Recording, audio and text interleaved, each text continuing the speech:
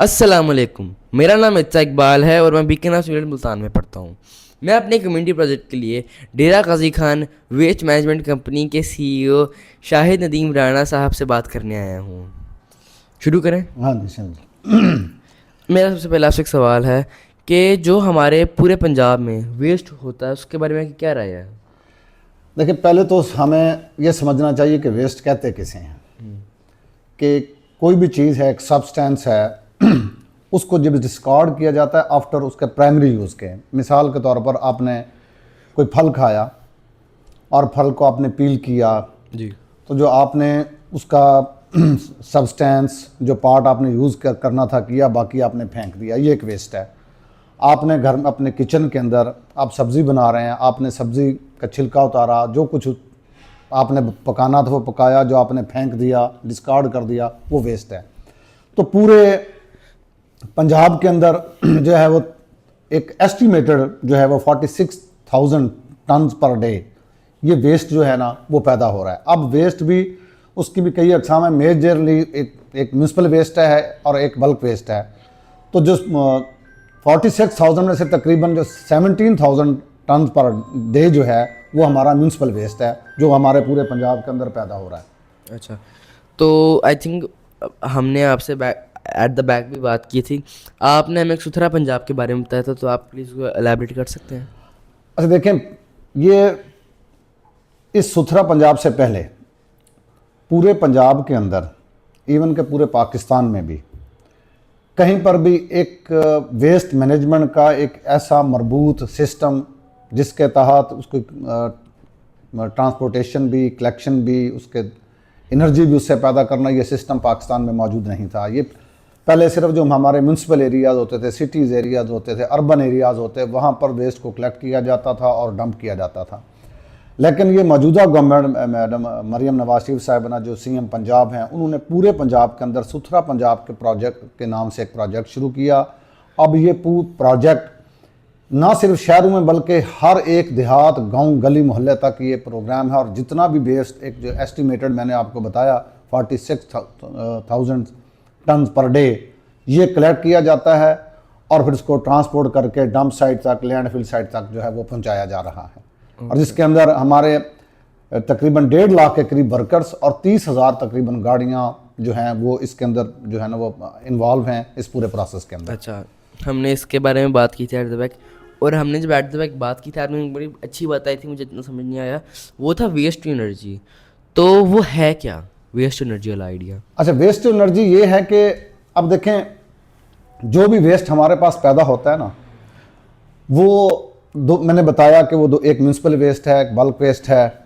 अब जो municipal waste है बेसिकली वो एनर्जी के लिए पैदा होता है कि जो हमारे घरों के अंदर, हमारी कमर्शियल मार्केट्स में जो वेस्ट पैदा हो रहा है उसको हम सिर्फ डंप कर देने के बजाय, जो हम उसको इतने पैसे लगा के वहाँ पर सिर्फ डंप करने के लिए ना लेके जाएं, बल्कि उसकी सेग्रीगेशन करके उस वेस्ट से एनर्जी जो है वो पैदा की जाए। और गवर्नमेंट ऑफ पंजाब ने एक प्रोजेक्ट जो है वो लाहौर में इस वक्त पायलट प्रोजेक्ट के तौर पर वो काम शुरू हो रहा है।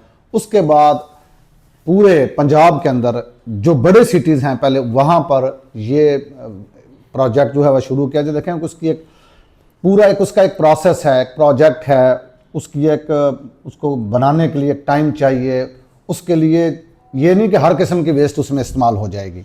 उसमें जो हमारी म्यूनसिपल वेस्ट है ना, ठीक है, वो इस्तेमाल होनी है। 2000 टन जो है वो अगर म्यूनसिपल वेस्ट हो तो अप्रॉक्सीमेटली उसे 40 मेगावाट जो है वो हम इलेक्ट्रिसिटी या पावर जो है। अच्छा, मेरा एक सवाल है, काफ़ी छोटा सवाल है, क्या इसमें फूड वेस्ट इस्तेमाल हो सकती है?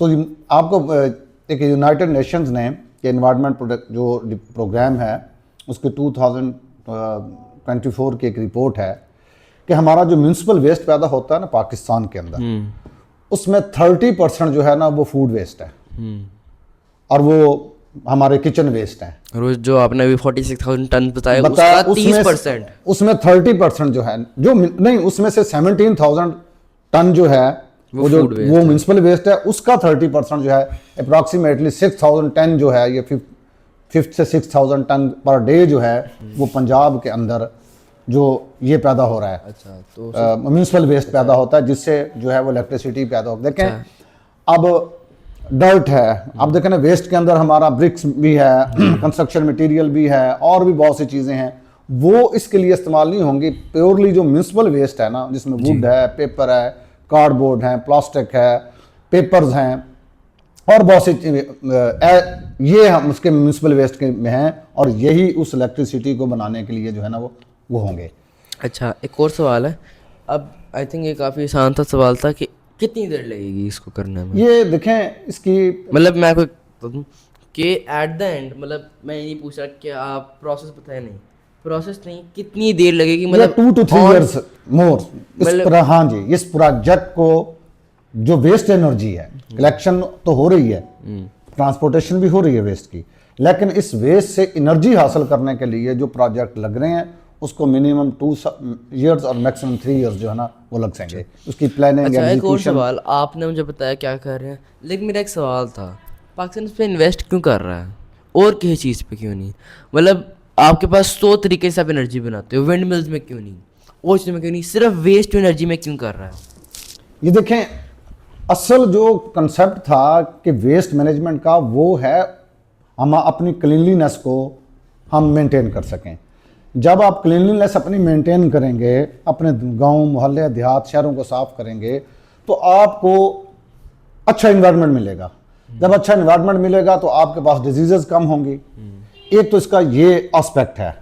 दूसरा ये कि अगर इतना वेस्ट हमने इकट्ठा कर लिया है तो उसको बजाय ज़ाय करने के, उसको हम एक वैल्यू से लें कि हम उस प्रोडक्ट वेस्ट से भी उसको भी हम रिसोर्स में चेंज करें। मतलब ये एक पॉजिटिव अप्रोच है। और पाकिस्तान के अंदर ये नहीं कि सिर्फ वेस्ट से बिजली पैदा, वो तो अभी इतनी बहुत कम है, ना होने के बराबर है। ये तो अब एक नया मतलब जो है एक डोर खुल रहा है पाकिस्तान में एनर्जी पैदा करने का। पाकिस्तान में पहले विंड से भी, सन से भी, हाइड्रो भी, ये तो ऑलरेडी जो है पहले ये बिजली जो है वो पैदा हो रही है पाकिस्तान। अच्छा, तो एक सवाल था, ये पाकिस्तान में इसकी जो फंड्स हैं वो कौन प्रोवाइड कर रहेगा? ये गवर्नमेंट ऑफ पंजाब जो है, पाकिस्तान के सुथरा पंजाब में गवर्नमेंट ऑफ पंजाब अपने रिसोर्सेज से मोर देन 150 बिलियन रुपीस जो है वह एनुअली इस पर लगा रही है। अब देख, कहने को ये बहुत बड़ा है, इतना भी अमाउंट है।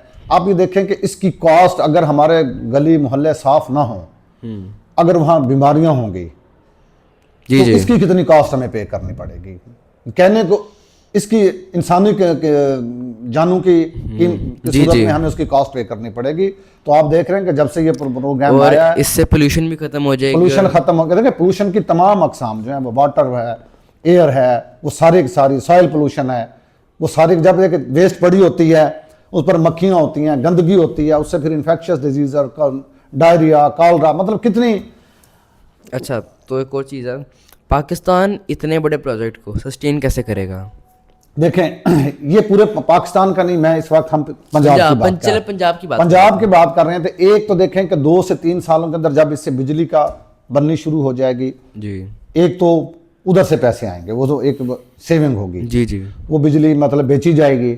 दूसरा, ये गवर्नमेंट ऑफ पंजाब ने ये जो जितने भी हमारे घर हैं, हमारी कमर्शियल मार्केट्स हैं, उसकी कैपेसिटी के मुताबिक 300 से लेकर 3000 तक जो है वो हम अब चार्ज शुरू कर रहे हैं।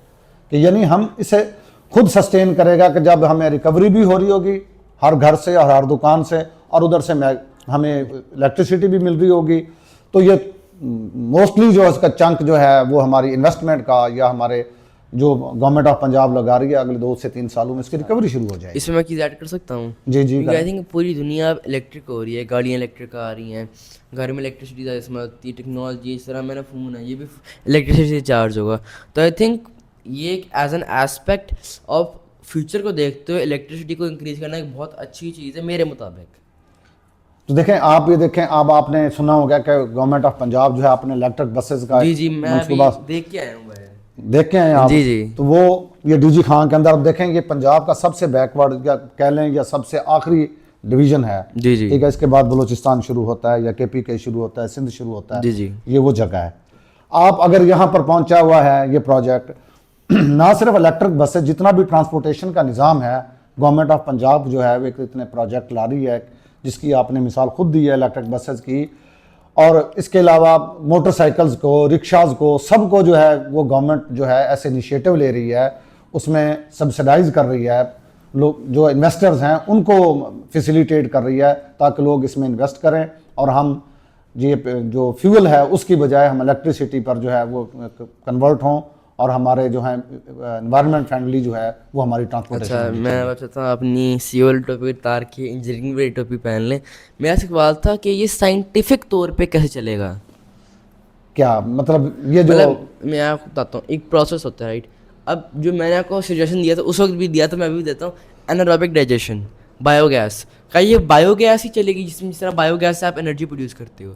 क्या ये वो होगा या इसमें और कोई साइंटिफिक चीज़ इस्तेमाल होगी? देखें, ये जो मैंने आपको बताया म्यूनिसिपल वेस्ट से जो प्रोजेक्ट बनने हैं वो सारे म्यूनिसिपल से जो वेस्ट इसको वैल्यूएबल बनाने के, एनर्जी बनाने के कई तरीके हैं। एक मतलब उसकी बर्निंग इंसिनरेशन कहा जाता है, ठीक है, कहीं पर इसकी फर्मेंटेशन से, डिकम्पोजिशन से, ये डिफरेंट एस्पेक्ट्स हैं। तो हमने ये देखना है कि हमारे हालात और वाक़यात के अंदर इस मुल्क में जो हमारे पास वेस्ट मौजूद है वो कौन सा तरीका जो है वो हमें सूट करेगा और कौन सा इकोनॉमिकल होगा।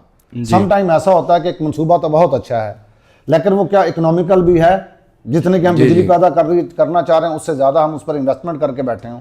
तो ये तमाम एस्पेक्ट जो है एनवायरनमेंट के हवाले से, इकोनॉमी के हवाले से, इनके इन्वेस्टमेंट के हवाले से, इसके एक्सपेंसेस के, सारी चीज़ें मैयर करने के बाद ही कोई जो है वो फैसला होगा कि कौन सा जो है तरीकाकार इस पंजाब के अंदर जो ज़्यादा सूटेबल रहेगा। आपको लगता है कि शादियाँ को हेल्प करेंगी? क्योंकि मुझे पता है हमारे पाकिस्तान में सर्दियों की जो सीज़न है उसमें शादियाँ होती हैं। आई थिंक हमारे पाकिस्तान में 1+ मिलियन शादियाँ होती हैं हर साल। तो आई थिंक अब 1+ मिलियन शादियाँ देख लो। जो मैंने शादी का विजिट किया तो उसमें वो कहते थे कि आपको 100-200 प्लेटें ज़ाया हो जाती हैं आपके पास। तो आपको क्या लगता है जो शादी से फूड वेस्ट होता है, क्या आप लोग उसको इस्तेमाल कर सकते हैं? देखें, पहले तो मैं आपको ये बताएं कि वेस्ट मैनेजमेंट का जो पहला असूल है ना वो रिडक्शन इन वेस्ट है। वो क्या होता है? रिडक्शन इन वेस्ट है कि हम फजूल खर्ची ना करें, हम ज़रूरत के मुताबिक चीज़ लें और उसको इस्तेमाल करें। जितना ज़्यादा हम चीज़ों को इस्तेमाल करेंगे उतनी ही ज़्यादा उससे वेस्ट होगी। पहला काम है कि रिडक्शन इन वेस्ट। जब रिडक्शन इन वेस्ट, जब हम हमें तो इस चीज़ पे कैंपेन शुरू करनी चाहिए ज़्यादा कि शादियों पर एक तो गवर्नमेंट ने जो 1 डिश की पाबंदी है उसको जितना खाना कम होगा उतना ज़्यादा अच्छे तरीके से खाया जाएगा। और लोगों को एजुकेट करना चाहिए कि वो शादियों में, घरों में, जहाँ कहीं पर भी हैं वो ज़रूरत के मुताबिक जो खाना है वो इस्तेमाल करें और ज़रूरत से बढ़कर ना करें। जब वो ज़रूरत के मुताबिक होगा तो रिडक्शन इन वेस्ट होगी। अच्छा, तो और वो जितना भी वहाँ से वेस्ट पैदा होगा, मैंने पहले आपको बताया कि म्यूनिसिपल वेस्ट के अंदर जो 30% है वेस्ट है वो फूड से रिलेटेड है और उसे मतलब इस्तेमाल किया जाएगा इस एनर्जी के लिए। पर चले, मैं आपका टाइम ज़ाया नहीं करूँगा। आखिरी 2 सवाल। हाँ जी, पूछिए आप। सबसे हमारा पहला सवाल आई थिंक काफ़ी आसान है। आई थिंक इसका जवाब तो सबको पता ही है। क्या आपको लगता है क्या इसके बाद वेस्ट कम होगा? देखें, वेस्ट फिर ये देखें एक बड़ा एक लॉन्ग प्रोसेस है ये लोगों को एजुकेट करना। और मैं तवक्को रखता हूँ कि जब गवर्नमेंट और सोसाइटी खुद मिल के इस चीज़ पर कमिटेड हो जाएंगे। आप इसकी देखें, पहले कहते थे कि पंजाब में कहीं पर भी पाकिस्तान में सफाई हो सकती है, तो आप अपनी आंखों से देख रहे हैं सफाई हो रही है। जी। जब ये काम हो सकता है तो फिर ये भी हो सकता है कि लोगों को एजुकेट करके हम वो रिडक्शन इन वेस्ट जो है वो, ताकि लोग ज़रूरत के मुताबिक की चीज़ें जो है वो इस्तेमाल करें ताकि वेस्ट कम से कम हो। ये मुमकिन है और इंशाल्लाह होगा पाकिस्तान में। ये मैं आपसे आखिरी सवाल पूछूंगा और ये सवाल आई थिंक काफ़ी आसान है। हमारा पाकिस्तान एक ऐसा मुल्क है जिसमें लोग हमेशा उम्मीद करते हैं कि हम सबसे अच्छे हैं। हमारे लोगों में बहुत कल्चर्स हैं, बहुत डाइवर्सिटी है। हमें पता है कि ये लोगों को हेल्प करेगा, लेकिन क्या अगले आने के 10 सालों में पाकिस्तान, जर्मनी, USA, UK या फ्रांस जैसी बड़ी कंट्रीज़ के साथ ऐसी चीज़ों में कम्पीट कर सकता है टेक्नोलॉजी वाइज? अब देखें, आप टेक्नोलॉजी, मैं वेस्ट के हवाले से ही बात करूंगा। देखें, जब ये एक कंसेप्ट ही नहीं था पाकिस्तान के अंदर, पंजाब के अंदर कि चलिए वेस्ट को कलेक्ट भी करना है, उसको मैनेज भी करना है, तो इस बारे में सोचा ही नहीं गया। जब ये एक प्रोजेक्ट शुरू हो गया तो अब इसमें जितने भी अवेलेबल टेक्नोलॉजीज होंगी, जितने भी अवेलेबल गैजेट्स होंगे, वो सारे का सारे यूज़ किए जाएंगे। और आप कहते हैं कि बड़े कंट्रीज़ के अंदर, अभी आपने फॉर्ब्स पढ़ लें, आपने अभी बर्मिंघम के भी म्यूनसिपैलिटी ने वहाँ पर पाकिस्तान के प्रोग्राम की तारीफ़ें हो रही हैं। गल्फ इस पाकिस्तान के, इस पंजाब के इस प्रोग्राम की तारीफ कर रहा है। तो यानी ग्लोबली भी पाकिस्तान के जो इस स्पेशली सुथरा पंजाब प्रोजेक्ट को जो अप्रिशिएट किया जा रहा है, ठीक है। और ये मिरेकल है कि जो 1 साल पहले जिसका हर गली मोहल्ला जो है वो कूड़ा करकट से अटा हुआ आता था, आज वो सारे का सारा साफ है। तो हम इंशाल्लाह रब्बुल इज़्ज़त वैसे भी जो सफाई है वो हमारा ईमान का हिस्सा है जी। तो इंशाल्लाह देख, इसमें अवाम जब इस तरफ तवज्जो ही नहीं दी गई थी तो कोई भी एस्पेक्ट, कोई नया डोर नहीं खुल रहा था। जब आप गवर्नमेंट ने एक गवर्नमेंट लेवल पर एक इतना बड़ा इनिशिएटिव ले लिया गया है तो यहाँ पर सफाई भी होगी और इस वेस्ट को वैल्यूएबल बना के इससे एनर्जी भी पैदा की जाएगी। तो पाकिस्तान कर सकता है इंशाल्लाह, मैं विल डू इंशाल्लाह। आपका बड़ा शुक्रिया, आपने हमें अपना वक्त दिया।